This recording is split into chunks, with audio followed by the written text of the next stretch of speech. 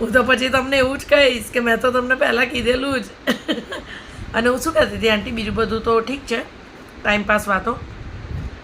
એક બોન્ડ તમારે અમને સાઇન કરીને આપવો પડશે કે આગળ જતાં તમારી જિંદગીમાં જે બી ભૂકંપો આવે એના જવાબદાર અમે લોકો નહીં રહીએ, બરાબર છે?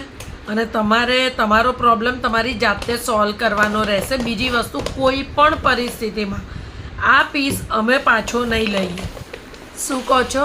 જમવાનું બનાવતા એને ખાલી રીલ બનાવતા આવડે છે, બીજું માણસોને ડફોળ બનાવતા આવડે છે, જે રીતે જીજુને બનાવ્યા.